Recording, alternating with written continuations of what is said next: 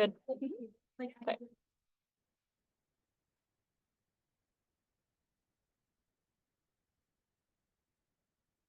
All right, go ahead and get started. Thank you guys for coming tonight. I know the weather's kind of nasty, and if you're anything like me, I'm really struggling to get to spring break at this point. So thank you all for being here. Just a couple announcements. Elections. So reminder that if you are planning on running for exec, if you're planning on petitioning, those are gonna be due next Tuesday, at 11:59. And then exec applications, assuming that your petition is approved or you don't need to petition, those are gonna be due Sunday, March 16th at 11:59. So that's the Sunday right before we come back from spring break. And then you can just email petitions, applications, and a picture of yourself to my email. It's here, it's in the group me as well. And if you have any more questions, you can message me, email me. But you can also look on our website, and that has all of our elections procedures and our application requirements and guidelines. And application or elections are going to be on the first GB meeting back from spring break, so it's going to be March 19th. It is like a regular GB meeting. It's going to be in here from 7 p.m. onward. I won't say 8 because usually it goes longer. But even if you're not running for exec, please, please, please come to that meeting. One, so you get a GB meeting point, and two, you guys are the ones who are voting on our next exec, and we want you to have a say in who's going to be running your club next year. So it's very important that even if you're not running, you still come, please. These are the election information. I'm sure if you need that, you've already taken a picture or looked at that. Also in the email that I sent last week. Upcoming events, we have equine rounds on March 27th from 5:30 to 7:30. Signups will probably go out after spring break, question mark. Okay. Other events, D&I meeting next week, March 4th. And then we also have a info session with Royal Vet College, which is in London. I think, yeah, right? Okay. I always like get the UK ones mixed up. But that's gonna be right before our exec meeting on March 5th from 5 to 6 in the Modding Cow Room here at the Union. We are also planning a dog toy making fundraiser March 6th from 6 to 7 p.m. in Enderson. Don't have the room quite yet, but we will let you know. CFACE reminders, next student council meetings on March 5th. For all due paying members, please make sure to fill out the CFACE Olympics poll in the group me if you guys are interested in participating for CFACE Olympics for PVMA. There's some super cool events or kind of games and stuff that you can sign up for. Next time a meeting is going to be March 17th from 5 to 6, which is also that Monday that we come back from spring break. Club recognition for this week is going to be Oval Dogs. They meet every other Tuesday from 6 to 7:30. If you've ever been on the involvement fair and you see the dogs hanging out, I believe that is Oval Dogs. But I think it's just kind of for anyone who likes dogs or has dogs to hang out with them. Looks like they also volunteer at Columbus Humane. So yeah, if you have any questions, contact one of us and we'll get you more information on that. Does anyone have any questions before we get started on elections or anything? Okay, cool. So I will hand it over to the Veterinary Public Health Club. If I can full screen this. Oh yeah, thank you.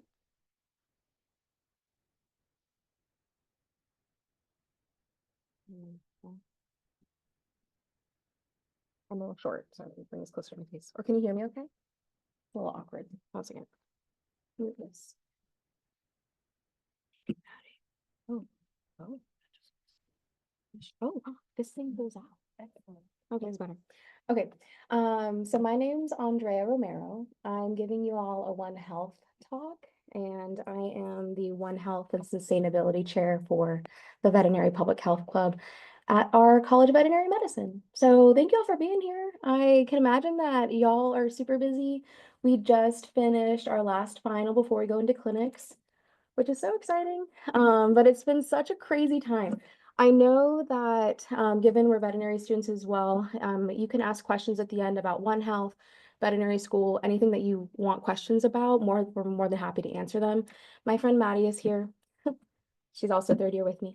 But before we go ahead and get started, I am the class of 2026.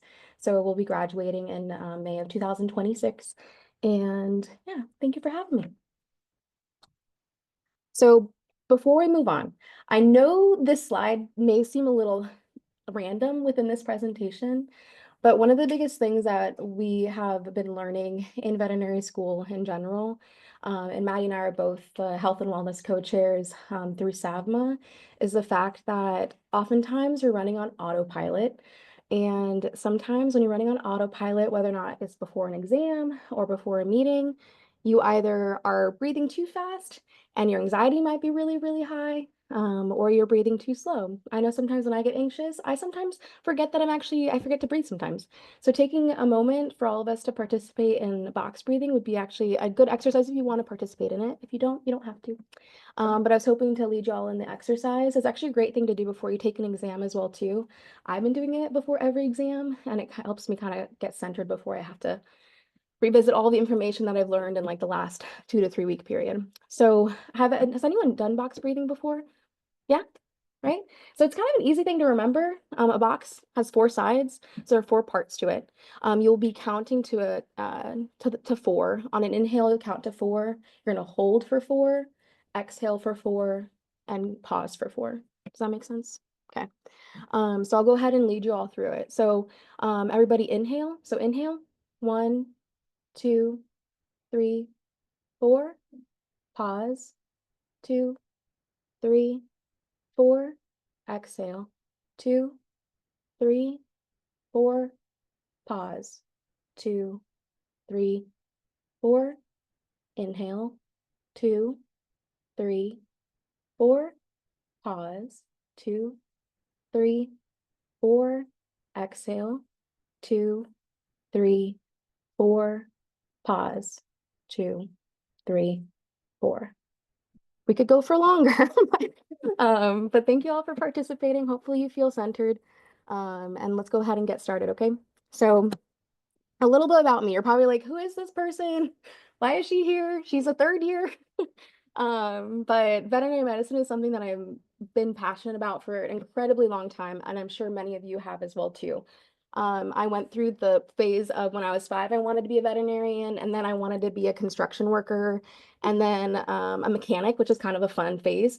And then went into undergrad, and I was exposed to ecology and environmental sciences, and I kind of credit that and being involved in research with dedicated to climate change, kind of incorporating the One Health idea. I didn't know it at the time, but I was incorporating aspects of that within my research. And it kind of led me to being involved in the Veterinary Public Health Club here at Ohio State, in the sense that I've always loved learning about sustainability. I've always loved the idea of taking care of the environment and the climate, and the fact that everything is intrinsically linked from humans to animals to the environment itself.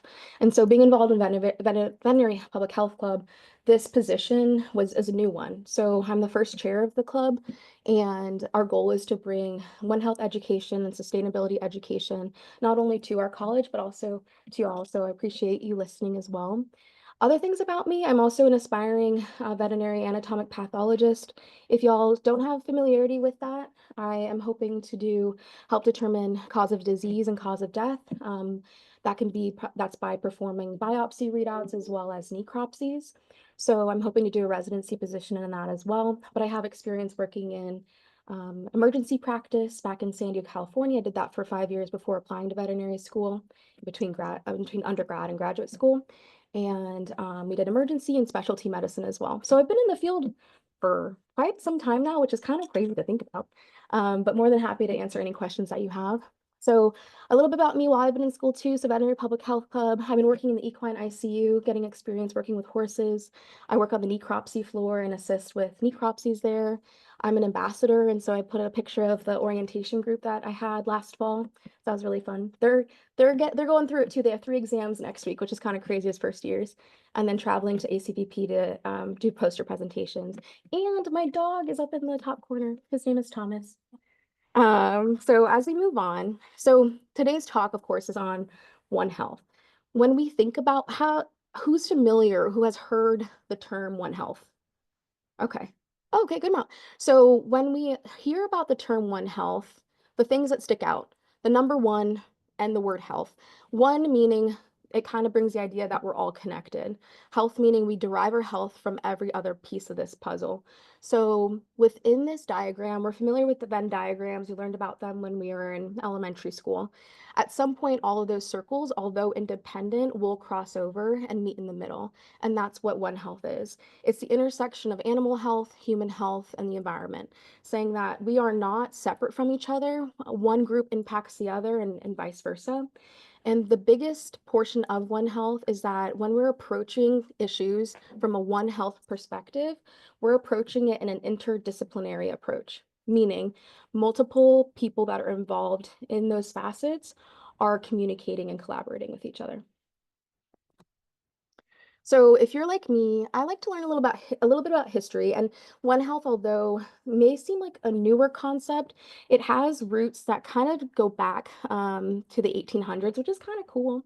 So there's a German scholar that was he grew up on a farm, and he quoted that between animal and human medicine, there is no dividing line, nor should there be. The object is different, but the experience obtained constitutes the basis of all medicine.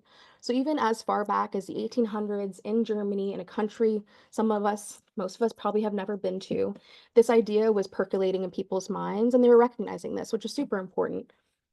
And then as we get closer into more modern times, in the 1980s, Calvin Schwab, who is an epidemiologist, we do know this for certain that 75% of emerging diseases are zoonotic in origin, which is crazy to think about, meaning they come from animals and will be transferred to humans, which hopefully that triggers in your brain the role of a veterinarian in that scenario, and not only recognizing disease in animals, but recognizing what diseases can spread to people. He called for a unified approach to combat zoonotic disease. So as far back as the 80s, people were really thinking about what this concept means and how we can go ahead and bring it about. In 2004, the Wildlife Conservation Society hosted an international symposium. This is critically important because at this point in time, we get the world recognizing that One Health is something that we should all be thinking about. And how do you get people together, bring them in a room, talk about things? You can host things like symposiums. So they had a bunch of different countries and a bunch of different people who worked in human and animal medicine all together in the same room talking. In 2007, the AVMA, which is the American Veterinary Medical Association, who will be licensing myself and Maddie and any future veterinarians, as well as the American Medical Association, so our human medicine friends, created the One Health Initiative Task Force. They came together and said, as two medicinal bodies, we recognize that we should actually be working together in this. And in 2008, we had multiple world organizations like the Food and Agriculture Organization, the World Organization of Animal Health, known as WOA or OIE right now, and UNICEF, the World Bank, and United Nations. These are groups that you probably have heard about, like in your history classes. Very big players in the international communication game came together and hosted and put out a paper talking about contributing to one world and one health, recognizing again this idea.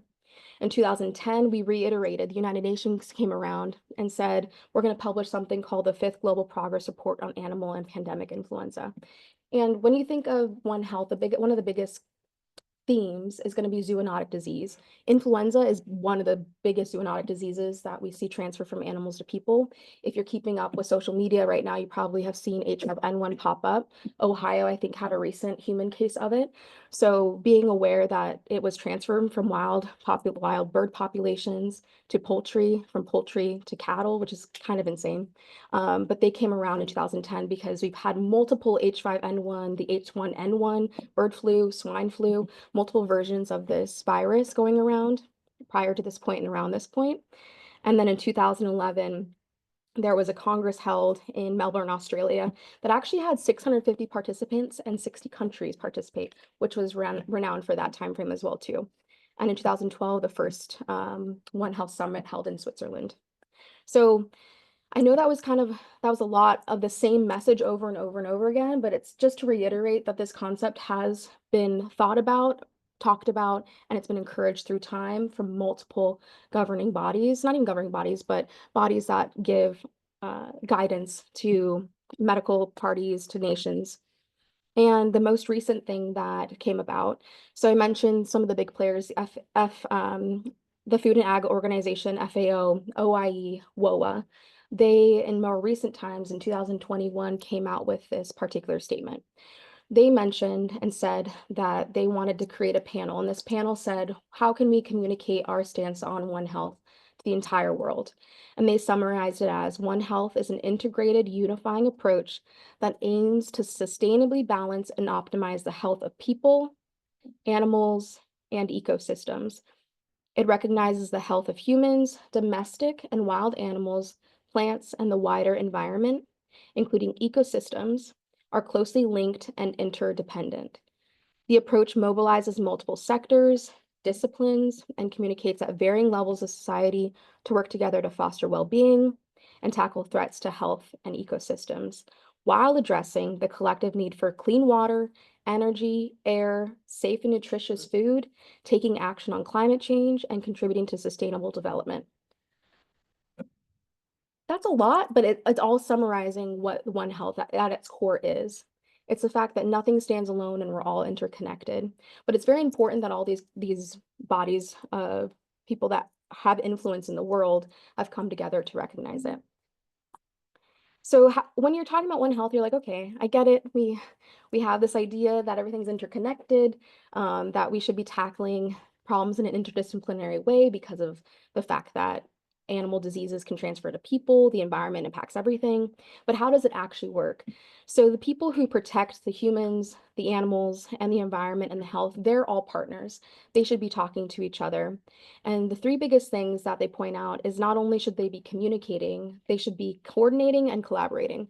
And we'll kind of talk about a little bit what that actually means, but keeping track of who has this disease. Are you calling your local health or public health department to tell them, I think I have a case of, oh, this is really dramatic, but foot and mouth disease. You probably have heard this disease, but it's a vesicular disease in cows, really, really bad. But if you're concerned about it, who are you calling? We know that's also a zoonotic disease. If you have a disaster happening in your town, who's aware of it? We know that disasters can increase zoonotic disease potential, displaces animals, displaces people, devastates the environment for very many reasons. So communicating, coordinating, collaborating are critical aspects of what it means to attack a problem in a One Health way. And with the goal, everyone is collectively working towards the same goal to achieve the best health outcomes for everybody involved. But the biggest thing to remember too is that no one body, no one person, no one profession can actually take care of this alone. So that's a very big common theme throughout. And so when you break down like what is actually following into environmental health, human health, and animal health, some of the biggest things that we hear about are in the environmental health, climate change, and disease patterns. Another big thing that we hear about is deforestation and habitat destruction. If you've taken an ecology class, you may have heard about how habitat destruction can lead to, so I'm going to backtrack a little bit. So when habitat destruction, meaning something like deforestation, when deforestation occurs, you are not only displacing the animals and the people in that area, but particularly the animals. The animals that used to live in those forests are going to try and find somewhere else to live and thrive. They don't have a rule book. They're going to go somewhere and find somewhere that has a similar environment to the one they had before, so they can continue making offspring and raising their own families, and contributing to the ecosystem in a whole. When that happens, that means those animals that carry those diseases are going someplace else that they've never been before, interacting with humans in a way they never have, and that causes disease spillover. The environmental impact that was caused by humans is not only now impacting humans, but also the animal health in general. A lot of these animals die in the process of deforestation. And some of the other themes that you're going to go ahead and hear about are pollution and toxicology, water quality, so on and so forth. Human health, the biggest one that I've talked about and touched upon right now is zoonotic diseases. So like I said before, the ones that can go from animals to people. Also, humans are impacted by food safety. They're eating the cattle that farmers are raising. Are they being passed and having their withdrawal periods in terms of respecting when and how long they can have antibiotics in their system? Veterinarians are ensuring their withdrawal periods are being followed and making sure that that cow can go into the food system and a human can actually eat it safely without being impacted. We have human health, like I said before, being impacted by disaster response as well too. So natural disasters, climate change is making natural disasters occur more. So how are we preparing our communities and the individuals living in them to not only protect themselves, but protect their animals, protect their farmland from natural disasters in general, and animal health. So animal health in this sense, providing companion animal medicine. Healthy animals, healthy people. We know the human animal bond exists. We recognize it to be a strong driving factor for people owning animals. When people's animals are sick, they are impacted by that. I saw this in my own like 5 years that I was working in emergency specialty practice. The amount of grief that people have when losing a family member is unmatched. And when people struggle to be able to afford things financially, that can impact them as well too. So how do we get accessible healthcare out there so we can improve human health as well? And how do we encourage owners to actually dispose of their antibiotics properly and give them full course? We know that antibiotics do not work unless you give them the entire course. What happens if you just toss them down the drain? Will they go into the water system and impact the environment that way? So these are kind of a few themes that will run through environmental, human health, and animal health. The other aspect of it is that multidisciplinary approach. And I literally just put a few things up there. There's way more jobs, job titles, individuals involved in the One Health approach, but we're going to be taking more of a veterinarian's approach and how veterinarians can get involved in the One Health conversation. When you're a veterinarian, you will take an oath at graduation to do the following. You are going to say out loud that being admitted to the profession of veterinary medicine, I solemnly swear to use my scientific knowledge and skills for the benefit of society through the protection of animal health and welfare, the prevention and relief of animal suffering, the conservation of animal resources, the promotion of public health, and the advancement of medical knowledge. I will practice my profession conscientiously, with dignity, and in keeping with the principles of veterinary medical ethics. I accept as a lifelong obligation the continual improvement of my professional knowledge and competence. As veterinarians, we are lifelong learners, but you'll see in here that we're not only responsible for taking care of the animals in our care. This is actually telling us that you not only have to take care of your animals and the welfare of them, but do realize that you have a very big and play a huge public health role in being a veterinarian as well, and conserving the animal resources and the environment. So with that in mind, so what can you do as a veterinarian within the One Health field? So you can participate actively as a general practitioner, doing your job day to day in zoonotic disease control. We're calling your local and state public health departments if you are interacting with a disease that is reportable, and reporting them. You can help ensure food safety by working with the USDA. You promote animal welfare simply by advocating for your patients. You know what typical behavior is and what atypical behavior is. You can provide expertise. When you graduate as a veterinarian, you are getting a doctor of veterinary medicine degree, or what does UPenn call it? VMD? Yeah, they do a VMD. But no matter what they call it, at the end of it, you're going to be an expert in that field. You can be subpoenaed in court. You can provide expert witness. People are looking at you to give your information that you know from your scientific base of knowledge. You can collaborate with public health officials, not only by calling them, or you can become one. So plenty of veterinarians work in the public health sphere. Veterinary Public Health Club will advertise a bunch of opportunities. If you don't want to work in general practice setting, or you don't feel that that's the best fit for you, you don't have to necessarily work in ER, but you can work for like the USDA and things like that. You can also contribute to research. You could be a PhD, you can work in academia and produce research that will not only impact climate change or habitat destruction, study antimicrobial resistance, and zoonotic diseases.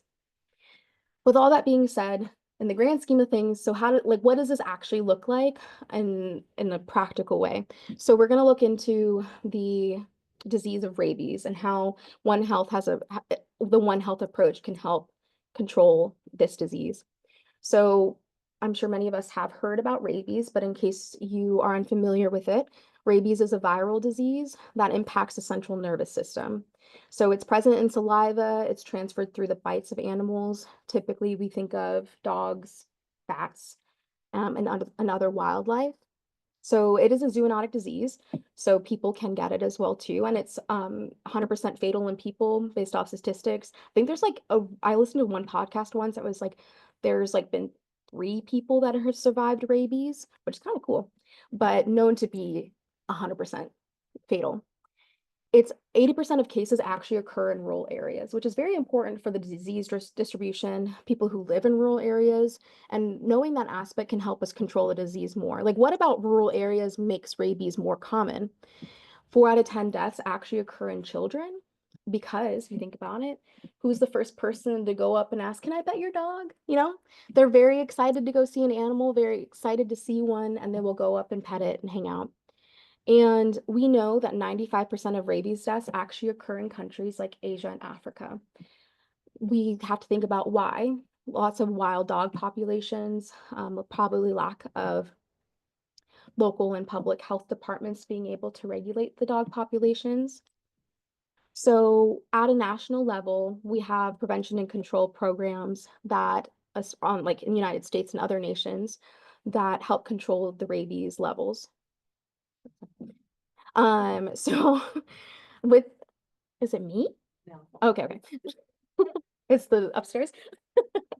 So with that being said, there's surveillance and reporting and that collaboration with public health officials. We have mass dog vaccination campaigns that occur in shelter medicine at the local level. We have general practitioners talking to owners about why vaccination is so critically important. We have control of dog populations, spay and neuter programs.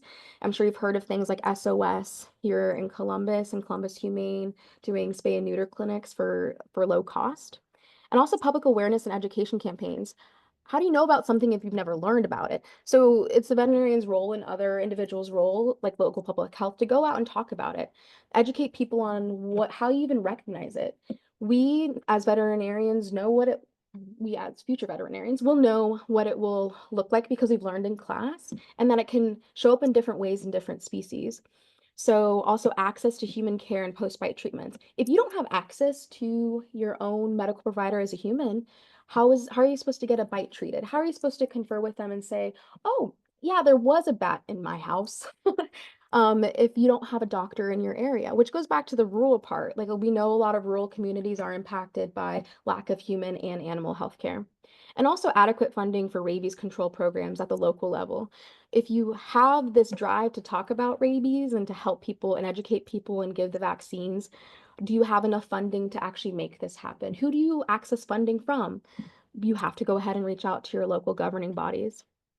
And at the national level, we mentioned WOA before, the World Organization of Animal Health.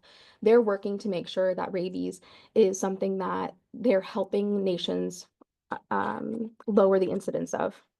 So WOA support, their support functions on international science-based standards on rabies. They basically are able to collect all the current information, keep up to date with it. They help local communities who don't have access to rabies education learn how to transport these animals, learn how to diagnose it, and how they also help with vaccine production. So they have vaccine banks in over 37 countries. Countries can call them and gain access to these vaccine banks, especially low-income countries. And they have a diagnostic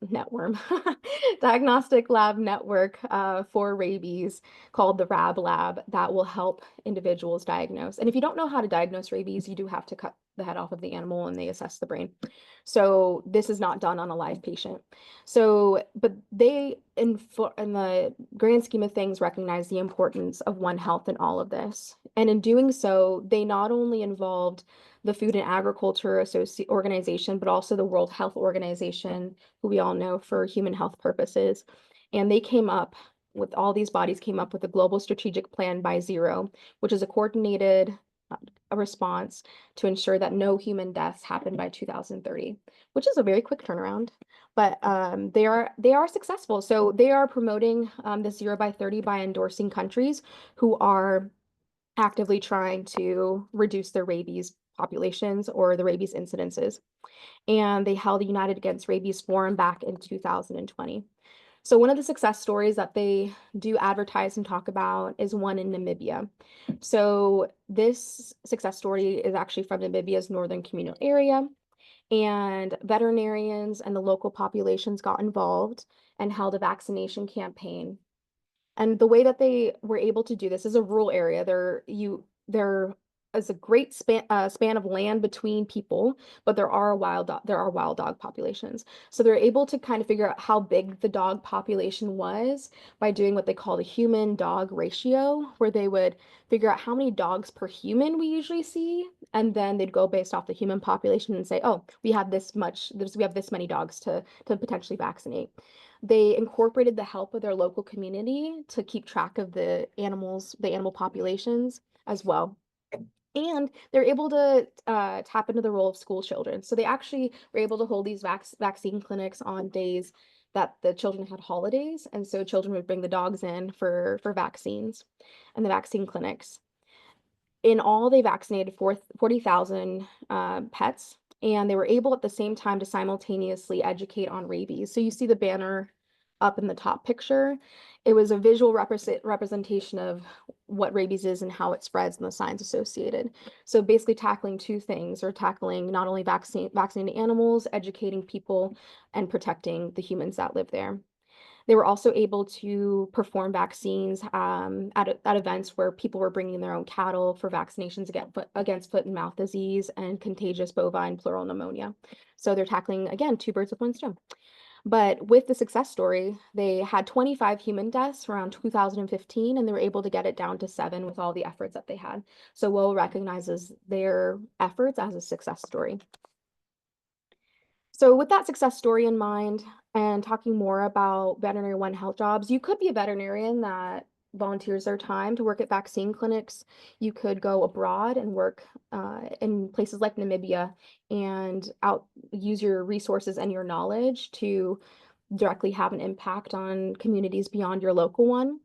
But you can also be a public health veterinarian. So you can work for the CDC, you can work for the WHO, the USDA. You can also be a state health veterinarian and or work for the state health department. You can be a veterinary epidemiologist if you want, study disease and how it spreads and how to track it. You can do research if you love research, and you can even be a lab animal medicine practitioner. You can actively get involved in disaster and emergency response. So we know that these are going to keep happening. A friend of mine told me recently too that if you're a vet assistant, some organizations like RAVs, I think it's like Rural Area Veterinary Services, right? You can, as a vet assistant, you can go out and help with disaster relief. So you can get involved now if you want to. And as a veterinary pathologist, so as a future pathologist, I will also be participating in this One Health idea. I will be tracking zoonotic diseases, reporting them, making sure that the people and animals within my community are safe. You can be a veterinary educator. You can teach at a veterinary college. You can teach on these topics as well. And most of us graduate to be general practitioners. You can be a general practitioner that practices One Health every single day, which is highly, highly important. How can you actively get involved in One Health today? Attend lectures on the topic. I thought that was fun because y'all are here. But you can keep going to lectures, keep learning about it. Honestly, knowledge is power. Just keep making your brains bigger. I know that's hard because you're in the thick of like organic chemistry and physics and all that intense stuff. But take a moment, expand the knowledge, keep learning, build interdisciplinary skills. The interdisciplinary approach requires you to be able to have good communication skills, to be able to talk about things like public health issues, environmental issues, and so on and so forth. So engage in those classes if you have elective time that don't necessarily follow your typical degree path. Work with people. The biggest thing that we hear about is the veterinarian should be able to work with people because people talk for their animals. So being able to talk to people, engage with people, speak your mind, and be able to speak what you're thinking is highly, highly important. Work in labs in undergrad that focus on disease research if you would like to. Climate change research, get involved in ecology labs. You can attend conferences. You can attend local policy meetings. You can vote in your local areas on policy as well too. And continue discussion with others. So beyond here, you can talk about what you learned about with your fellow classmates who weren't able to attend. You can also consider programs that have a DVM and PH dual degree. So a lot of colleges, including the College of Veterinary Medicine here, has a dual degree program. So while you're getting your doctorate degree, you can get an additional degree if you want. Some programs do DVM PhDs if that's something you're interested in. And take your passions to veterinary school. So if you were listening to this talk and you're like, oh, that sounds really, really cool. I would love to do that someday or get involved. Remember what you are involved in now. And if you don't see it on like in your future College of Veterinary Medicine, bring it there because there's probably a need for it. And there's probably people that want to learn and discuss the things you're also interested in, which is super important. That's all I have. So what questions do y'all have? It's okay if you don't have any. I know we're tired. Yeah. On how you might use like what health concepts in your future career as a pathologist. Yeah, so with that, oh yeah. So the question was how I will use One Health concepts in my future career as a pathologist. So are y'all familiar with pathology in general? Okay, so I'm going into a facet of medicine that allows me to diagnose disease and help diagnose disease from like a biopsy perspective or from a necropsy perspective, which is just an autopsy on an animal. And that there are certain ways these diseases present themselves. So when a pathologist gets a case, they review the history on that patient. That general practitioner will notify the pathologist about the concerns they had pre-mortem, before death. Things that could indicate to the pathologist or the general practitioner that I might be dealing with a zoonotic disease. Maybe this is tuberculosis. So Mycobacterium tuberculosis is the bacteria that causes TB in people and can be transferred from cattle to people. If I don't know the updated stats, but maybe it's in Ohio now, but typically we don't see that in Ohio. So if we see lesions that are consistent with tuberculosis, and we have signs that are consistent with tuberculosis, before we even open the patient up, you're kind of thinking about your disease differential list. Like, what could this be? Should I be performing this necropsy on an open floor? Who should know about the fact that I think this is tuberculosis? What test should I submit to confirm my suspicion of tuberculosis? Who beyond this point today needs to be notified that they probably had exposure to this patient? Do I have to tell the farmer or whoever is taking care of the cattle to potentially consult with their medical professional about what occurred? So that's kind of how it happens more so. Also, we deal with a lot of rabies cases. We can't perform a necropsy on a patient that is suspect rabies. If a patient is even considered suspect rabies, and if you worked in a veterinary clinic, patients are considered suspect rabies for biting. They're not necessarily coming in with saliva and foaming at the mouth. If a patient bites their owner, we categorize them as that because as a public health practice, we want to make sure we're not spreading rabies to that person. So we do rabies testing beforehand and then we'll proceed with the necropsy. Does that help? Yeah? Okay. Yeah, it's a great question. What other questions do people have? Yeah.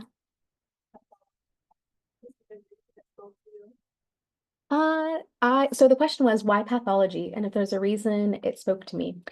She's a nerd.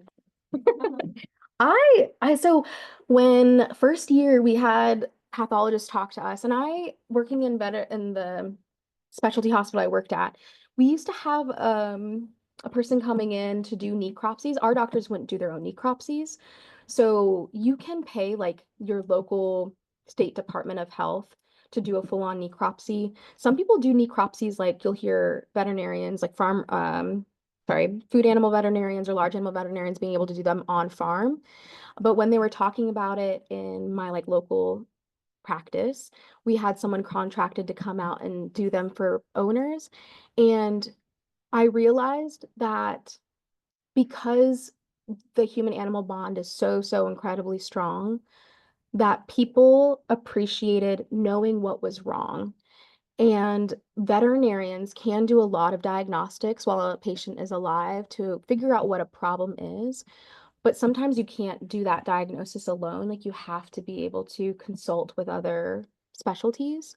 And one of the specialties you can consult with is pathology. You can take a biopsy or take a portion of a lesion, send it to a pathologist and say, what disease is this, for as close to a definitive diagnosis as you can, to give those owners an idea of what is wrong and how long they may have with their pet.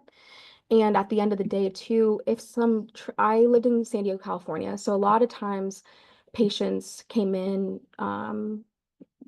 like they would die unexpectedly. And so owners would seek answers.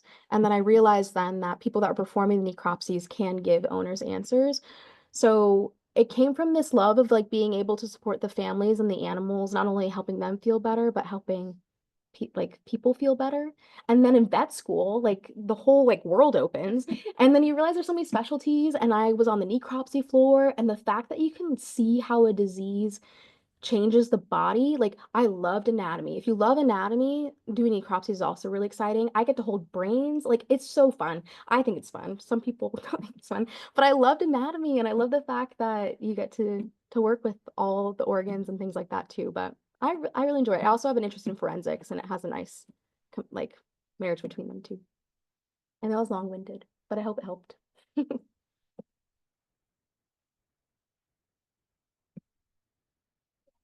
one has any other questions, just real quick thing. We have Lacey here, who was our secretary of PPMA last year and the year before, and she's actually in the Master of Public Health program here at OSU Vet School.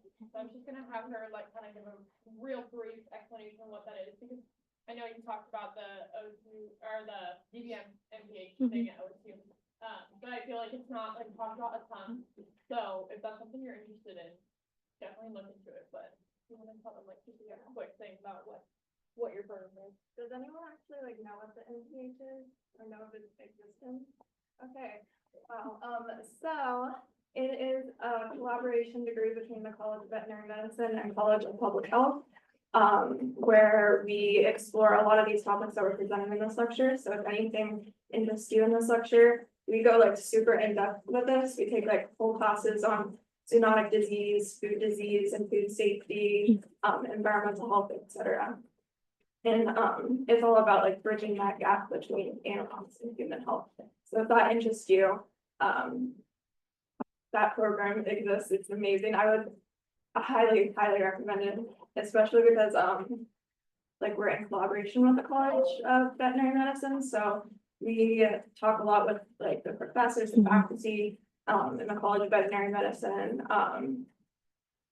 We take like some classes that even like medium students will take. And it really gets your foot into the door. Little secret, our department head said like there's a 90% success rate if you take this program and go to get your DVM. You're like almost guaranteed to get into the school. So if this interests you, please let me know. I can get you more information on that, or contact your PPMA exec, and they'll probably know how to get into contact with you. Does anyone have any other questions? Okay, well, thank you guys for. Thank you. Oh, you can have my email if you want. You need it. Okay. You need a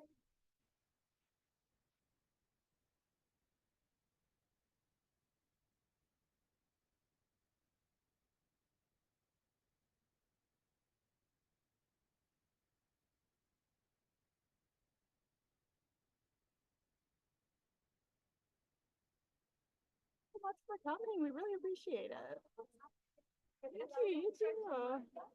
great. Thank you.